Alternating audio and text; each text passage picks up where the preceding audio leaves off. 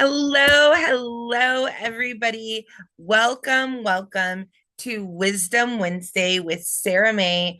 I am your host and your guide, Sarah May. I'm an energy healer, a life coach, and I am the founder and instructor of Empowered Empaths Academy, where it is my goal to teach as many empaths as possible to be empowered.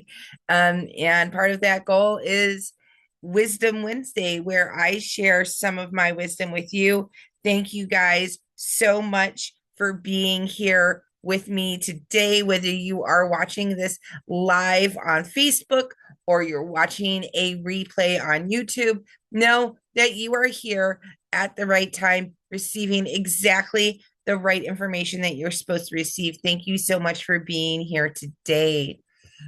Right here in live time. This is being recorded in April of 2026. We are currently in Sacred Energies, holding and healing, a space for those who hold others and those learning to hold themselves. And we're doing this all inside of the Empath Awakening Facebook group, as well as inside of Ascension Circle. This month, we are beginning the Sacred Energies cycle, which is going to be 2 months. This is a conversation that I know so many helpers, empaths, moms, caregivers, and strong ones deeply need. Today, we are exploring holding without losing yourself. More specifically, holding others without losing yourself, how to love deeply, support fully while still staying connected to yourself, because support should not require self erasure. We are loving, happy, empathic beings, and we're happy to help, but it's important that we hold aside, we keep a hold of ourselves while we do that. So let's talk about what losing yourself can look like, because it's not always dramatic. It's not always like, not everything is fireworks and thunder and lightning, right? Some things are subtle, and losing yourself can be subtle. It definitely starts subtly, and it can look like saying yes when your body is really saying no, when your nervous system is like, but you do it anyways. It can look like checking on everybody else before you check on yourself, if you check on yourself at all. It can look like managing the room emotionally, carrying invisible labor, emotional management of others, believing it's your job to hold the emotional center of everyone around you, and feeling responsible for outcomes that don't really have anything to do with you. Does this sound familiar? If this sounds like you, if you've been here, drop an emoji in the comments. Let me know you're here. Let me know you're watching, and let me know that you're vibing with this. This sounds like you, right? So I'd like to invite you to take a moment to reflect and ask yourself, where have I confused love with caring? This is such an important question. Many of us were taught that love meant anticipating needs, fixing problems, keeping peace, and over functioning. But caring and loving are not the same. Okay, so pause and ask yourself, where have I confused love with caring? Right? I feel like I'm loving somebody, but I'm really carrying them. Just take a second. And if you don't have an answer now, that's okay.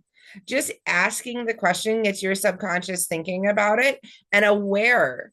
So when you encounter something, when you encounter a situation where you're not going to be loving somebody, you're going to be carrying them, you're going to notice it, right? And one way that I like to look at things is, am I doing something out of love or for love? Am I doing this because I like my heart wants to? Am I doing this lovingly, or am I doing this so somebody loves me, Or am I doing this out of obligation, right? Is this something that I feel called to do, or is this something I feel obligated to do, right? So that could be a good way of looking at this. Now you're probably wondering, why do you do that? Why are you over giving and thinking that that's love? Why are you putting yourself to the side and thinking that that's love? And the truth is that hypervigilance can look like devotion. So often, this begins as a survival pattern as early as childhood. We learned early that being helpful, being useful, or being emotionally aware of those around us kept us safe. So now our nervous system believes if I keep everything together, if I keep everyone together, if I keep all of these balls in the air, I'm going to be safe, right? It'll be okay. If I keep everything together, if I take charge, everything's going to be okay, right? Who feels that way? I know I feel that way sometimes. Put a hands up emoji, any kind of emoji in the comments if you're vibing with this, if you feel that, right? If I keep everything together, if I just hold everything together, everything will be okay. And we've been doing it for so long, it feels automatic. And I just want you to know that this is not a weakness. This is conditioning. This is something that you were taught, and this is something that you can choose to unlearn. So now that we know what overgiving, what carrying others can look like, let's talk about what sacred holding can look like, right? Because it's not wrong that we're loving and that we're caregivers and that we want to take care of our loved ones. There's nothing wrong with that at all. It's beautiful. It's absolutely wonderful. Like we're here, we're serving our purpose, we are spreading the love of God, the love of the universe. Absolutely. Let your light shine and let it shine upon others, but you want to do it in a sacred way, right? So, what does this look like? Okay. Like, sacred holding is different. Sacred holding says, I can be present without becoming responsible. I can witness pain without absorbing pain. I can stay loving without disappearing myself. And I can include myself in my circle of care. And that is sacred. That is sacred. That is sacred holding, right? So now I want you to take a second and I want you to take a second to sacredly hold yourself and check in with yourself. This is my favorite thing. We're doing it all the time inside of Ascension Circle. We're doing a body check. Go ahead, put one hand on your chest, put another on your stomach. Take a deep breath in through your mouth and exhale. Nice long exhale through your mouth. Another one in through your nose, out through your mouth. And now just pause and check. Pause and check with yourself. Where does your body hold what isn't yours? Ask your body, where do you hold what isn't mine? Where do I shove that away? Where do I tuck it in? Where am I holding what isn't mine in my energetic field? And if you're watching live or even on the replay, go ahead and put in the comments what do you get? Where do you know that you hold what isn't yours inside of your body? Right? Be aware of it, notice it, right? Now, while we're noticing it, while we're aware, let's do a little mini reset. Again, we have our hand on our chest, our hand on our belly, right? We've checked in with ourselves. We know where we're carrying stuff that isn't ours. Take a deep breath in. And as you exhale, say out loud, I release what is not mine to carry. I can love without abandoning myself. I can release what is not mine to carry. I can love without abandoning myself. I release what is not mine to carry. I can love without abandoning myself. Beautiful. Just take a second, let your energy return home, let it settle, and see how that feels. See how that feels giving yourself a whole 15, maybe 30 seconds, right?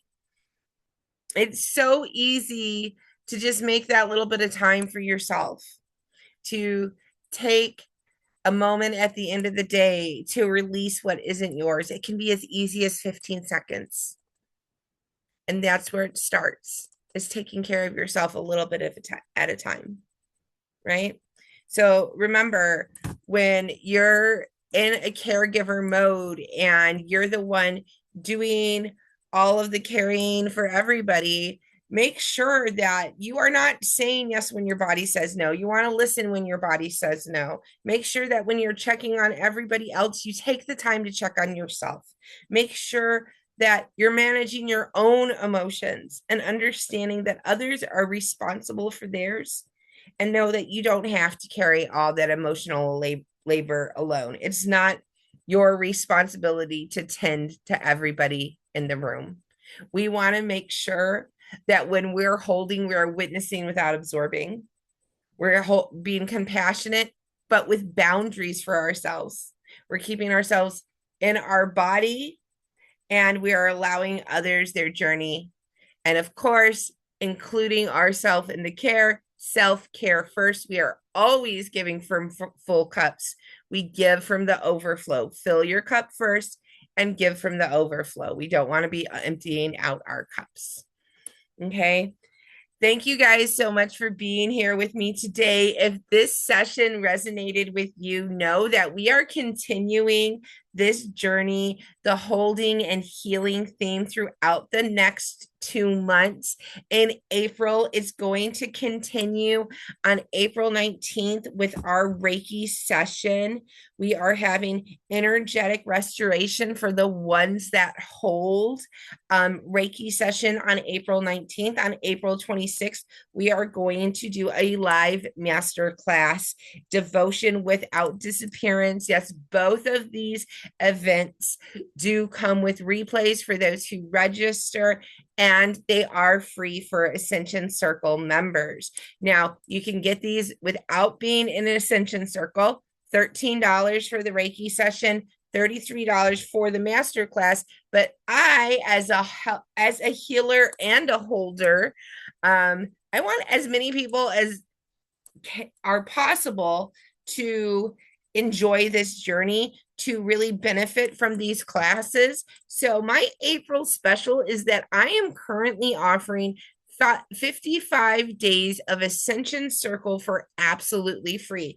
This will get you this month's masterclass and Reiki session, as well as next month's masterclass and Reiki session, in addition to everything else that Ascension Circle has to offer, including multiple courses to help you really get grounded and learn a meditation routine, sources to help you align your chakras, meditations. There's just so much in there. I can go on and on about everything that's in Ascension Circle, but I highly recommend you check it out for yourself. You could do it absolutely free for 55 days, like I said. Check out the link in my link tree to sign up. Get that 55 days free when you sign up in April, which will give you access to the April events as well as the May events. This month, we're really focusing on those who are holding others. And next month, we are learning to those who are learning to hold space, leaning towards those who are learning to hold space for themselves on their healing journey. So I love as many people as possible in all of those classes. So I'm offering this absolutely free for 55 days, cancel at any time. No obligation. I'd just love to have you there. If you feel called, please join us.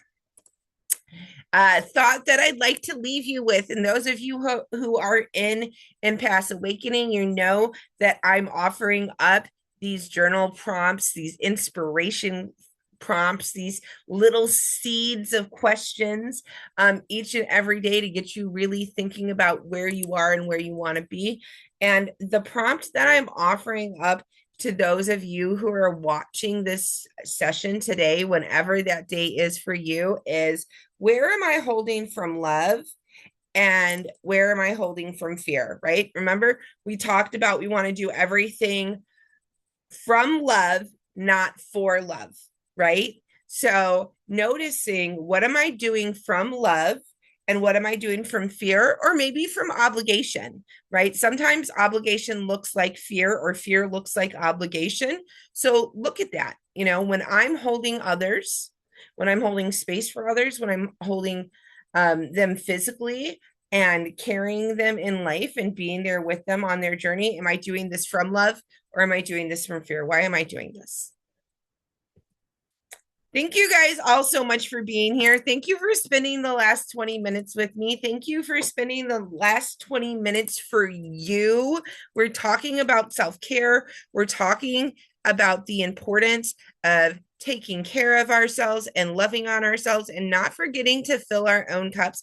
And when you do stuff like we're doing right now, like we're doing today, you are filling your own cup. You are taking care of yourself. Like, even if all you do is watch this, you are planting seeds within your mind of what you can do to better take care of yourself. And that is starting the journey. When you do stuff like this for yourself, you raise your vibration. And when you raise your vibration, you don't only raise your vibration, you raise the vibration of everybody around you, and you raise the vibration of the collective as a whole.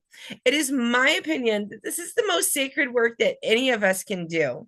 And I am so grateful to you for doing this at all, and especially for doing this with me today. You doing this work with me allows me to continue to do my work. And I just thank you all so much for joining me in this sacred mission that I'm on. With that said, the beauty and the light in me bows to the beauty and the light in you. And so I say, namaste. Thank you so much for being here. I love you all, and I hope to see you at our Reiki session in just a couple weeks. Bye, everybody.